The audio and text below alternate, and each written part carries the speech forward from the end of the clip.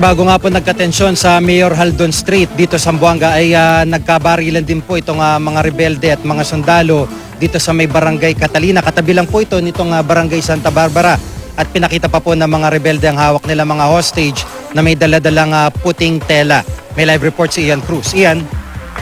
Yes, Jiggy, kanina nga umaga nga, no, alas 8 banda, no, yung initial na bakbakan dito sa pagitan ng Santa Catalina at Santa Barbara at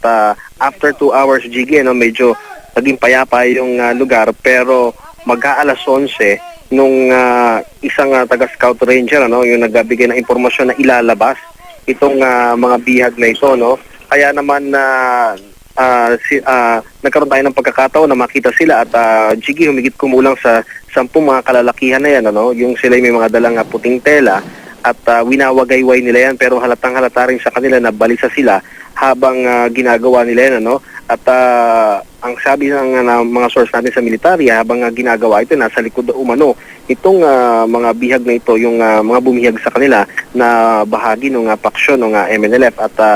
umalis na rin sila, no, Jiggy, wala pa silang 1 minuto na nakita, nagwagayway lamang sila nung puting tela na isa raw sa mga indikasyon din, ano, na parang humihingi ng ceasefire yung panig nga nung paksyon ng MNLF. At Jiggy, mula nung bandang alas 11 hanggang alauna ay payapa naman yung area na to, no? Pero pasado alas 2 ng hapon, narinig muli natin yung mga sunod-sunod na palitan ng putok sa pagitan nga ulit ito, no, ng mga sundalo at nung paksyon ng MNLF. Kaya naman yung area na kinaroroonan namin, ano, na halos kalapit lamang din kung saan ka nandoon ngayon, umalis ka agad kami, no, dahil pakiramdam ng ating mga kasama ay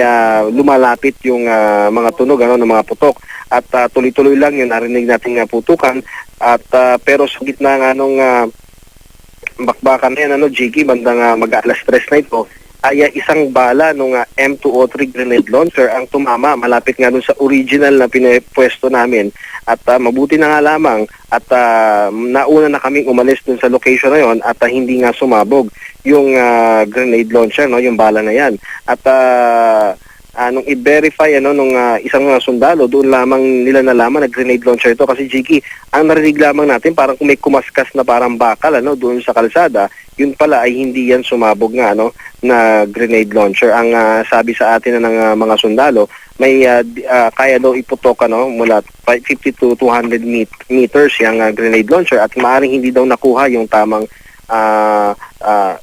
distance or yung sinasabi nga na tamang ikot, ano, kaya maaring hindi ito pumutok or maaari naman na luma or lumang stock itong gamit na pinaputok na yan kaya hindi sila sumabog pag touch doon nga sa bandang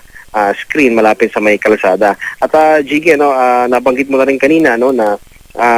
bandang alas 4, no, nung makita nga natin yung mga usok naman na nanggagaling sa Santa Barbara at hanggang sa mga sandaling ito hindi pa nga rin talaga mabatid kahit nung ating mga source mula sa military, kahit na yung katabing lugar nitong nasusunog na yan, ano, yung may usok-usok na kung iyan daw ba talagang bahagi ng mismong barangay hall ng Santa Barbara. Jiggy? Maraming salamat, Ian Cruz.